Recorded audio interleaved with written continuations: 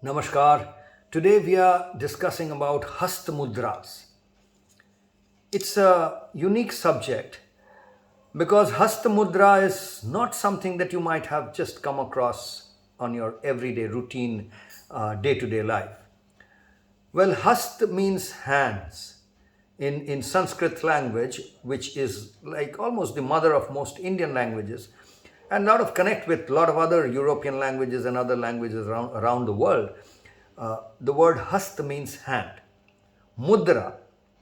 Mudra really refers to the manner in which you are actually keeping your hands and fingers.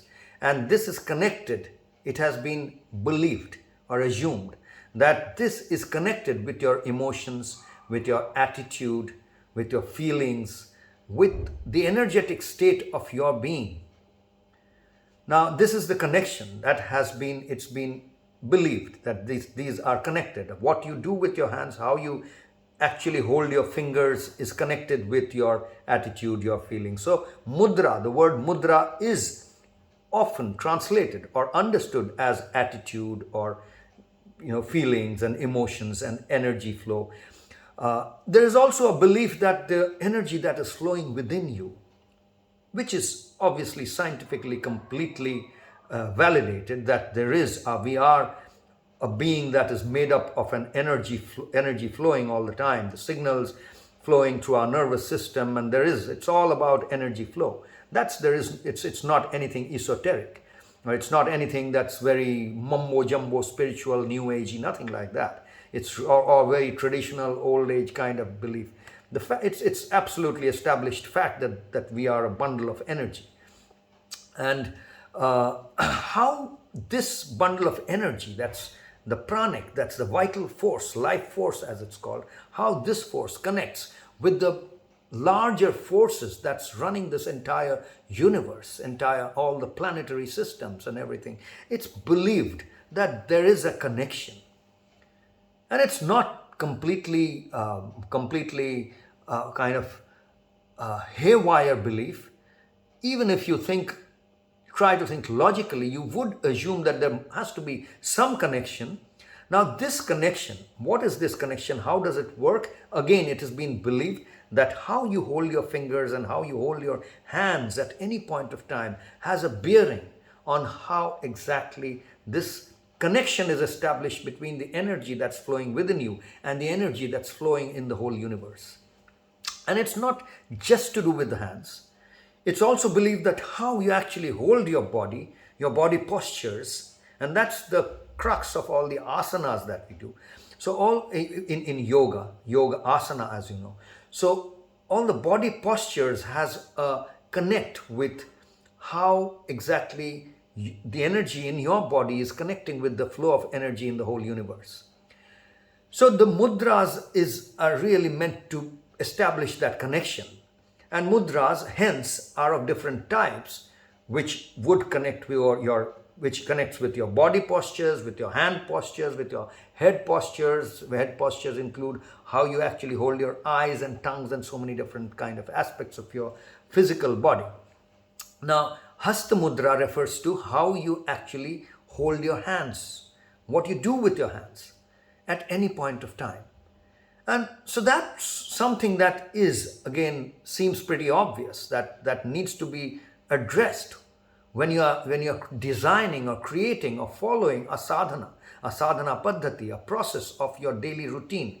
It's very important that you pay attention as to what you're doing with your hands. Because let's say three different people doing the same sadhana, physically, even breathing wise, breath work wise, or if they're thinking the same thing, but lo behold, the three people are doing three different things with their hands and fingers.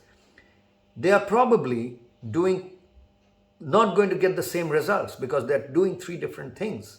Although everything else may be same, what they're doing with the hands is different. And the role of our hands is very important because it's really our hands which makes us karmic beings or action-oriented beings. See, it's this hand and these fingers which is responsible for so many of our actions. whether it's computer programming or whether it's playing the guitar or the drums or, tilling the soil or what have you. Think of any work that you do, whether it's painting or even as I'm speaking. You might be thinking that this is more to do with the vocal cords, but you see, my hands are always flowing. In fact, every day when I do this video, as much as you can see the hands within the frame, you can see these hands are participating in some way or the other. It's gestures. So mudra really means gestures, and these gestures have something to do with our attitude, with what we are trying to be at any point of time. And even in the video, if you're supposing my hands are like this lying down, and you think, oh, you're not doing anything with your hands. Well, no, of course no. I am doing something with my hands. I'm not doing anything is also something. It's a decision that I've taken about my hands, that I am not dancing my hands around. My hands are lying at rest here. It's a decision that has been taken about what to do with the hands. You just keep it still next to your torso. That's a decision. I remember when we were growing up in our physical education kind of training, there would be there would be a command: stand at ease, attention. So when the commander said attention, we would have to stand in a certain posture. But there was a particular dictate as to what we should do with our hands. Hands should be at your side and stretched out like this. Where stand at ease means, okay, now you can stand a little more easily. Hands should be at the back and folded together. So what we are doing with our hands is always, there is a dictate to it. There is an instruction. If it's not instructed, we don't know. If the hands are not in control, we might end up doing anything. You really don't know which trigger you will pull with which finger and what will happen out of it, what the consequences will be. So it's a very important instrument.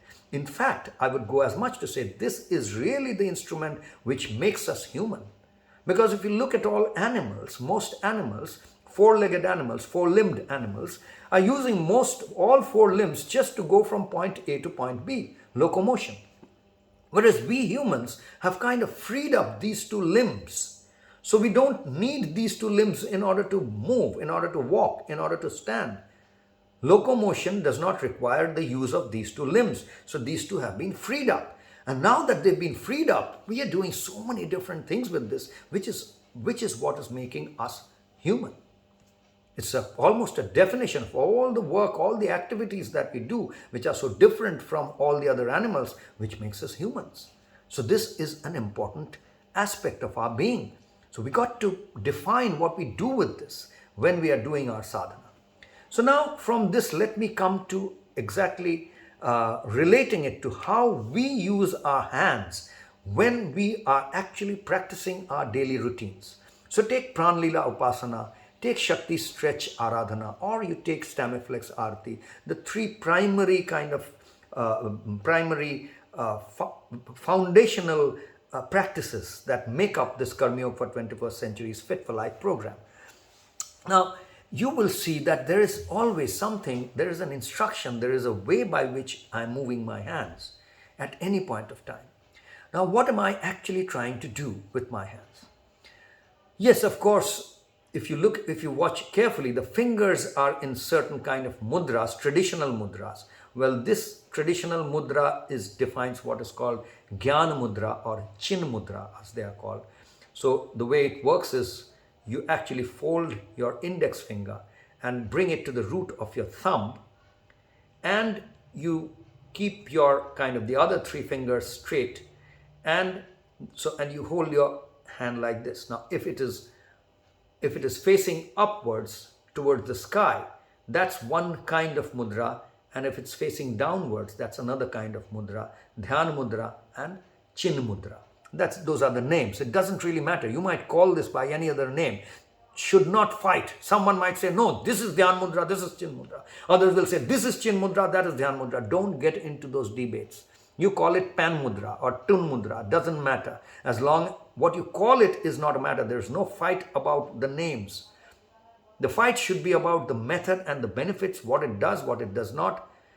That is what we should focus on, okay? So Dhyan Mudra, Chin Mudra.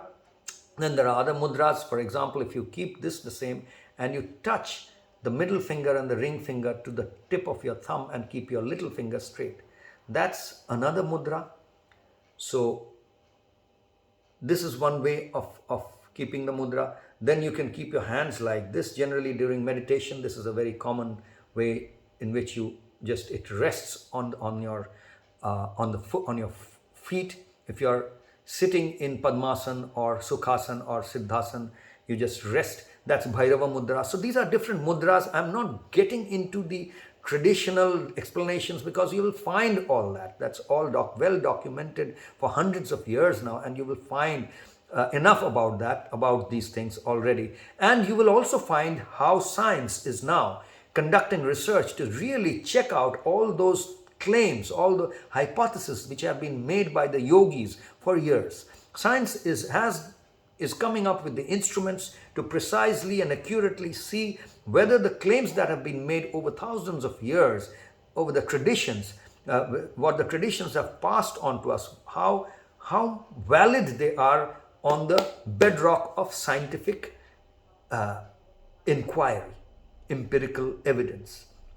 That is going on, that's ongoing, and there's enough of material out there which you can access and check out. Our discussion today is not about that. Our discussion is about how we are using this in our practices. So the way we use the hand positions and the mudras is really as a sign language. So it's a sign language, just like the sign language for the deaf and dumb, where they use the fingers to actually communicate. We use our hands exactly in the same way. So to communicate what? During our sadhana, as I have mentioned this earlier, right towards the beginning, one of the most important aspects of our sadhana is the breathing, is the breath work. So the entire sadhana is also breath work. In fact, the pranic aspect of it, the energetic aspect of it, is most influenced by what we eat and how we breathe. I've mentioned this earlier. So I'm not going into details of that today. You can refer to the earlier satsangs to actually understand this more deeply. So how we breathe is a very important part of our sadhana or our daily practice. Now, how do I communicate to you what is the right way of breathing in this sadhana or in this practice? The process of communication is actually happening through the hand. So the hands are actually sign language which is communicating, which I'm using to communicate to you how you should breathe. Which means you should follow my hands and see where my hands are coming. If my hands are coming in, means I'm breathing in now. If it's coming towards the chest, it's rechak, means I'm inhaling through my lungs, through my chest. If it's going down, means kumbhak, I'm now inflating, I'm pulling my diaphragm. It's diaphragmatic breathing. So I'm pulling my diaphragm down, and hence the breath is, or the air is being pushed down. And then if my hands are coming up, means I'm pushing it up. If it's going fast, means I'm breathing out fast. If it's going in slowly, means slowly. So the hand movement is actually indicating what I am doing with my breath. So it's very important, at least in the beginning, for the first few months, I would say, for all learners, practitioners, abhyasis, satsangis, and sadhaks in the beginning, to keep your eyes wide open. Don't get led into believing that great sadhana happens only when you close your eyes and you are acting like you are meditating. It all comes slowly. In the beginning, you have to keep your eyes wide open to observe, to notice what I am doing. The whole instructional methodology that we use here is the same that you have learned or used when you were learning your mother tongue or you were learning to walk. You didn't learn your mother tongue as a child, or you didn't learn to walk by keeping your eyes closed. You were observing what others were doing. You were reading their lips. You were watching, why can he walk or she walk? I cannot walk. What can I do? So that observation, that deep focused observation is very important in the beginning. So keep your eyes wide open and watch the video if you are learning from the video. Watch me if you're watching live. If you're watching a video which is outdated, which is older versions, be careful, because all this was not as evolved 3 years back or 10 years back or 15 years back when I had just started designing all this. So with every passing day, we keep evolving, we keep changing the design, we keep making it more mature. So I would recommend that you pay attention to how exactly we use our hand movements now. It's fairly more recent. It's not, you wouldn't find it in such detailed manner in videos that of the same sadhana of 15 years ago or even 5 years back. So refer to the more updated videos that you might find, or tune in live and check it out exactly as I'm trying to do, and then try and understand. And as you learn, what will happen is later on when you are doing seva, as in you to help others learn the same thing, your sadhana won't be disturbed. You will not have to disturb your sadhana and go and correct someone. Hey, no, don't breathe like that. Come on, breathe in now. If you do that while you're doing your sadhana, then you will only be an instructor and your own sadhana will go down.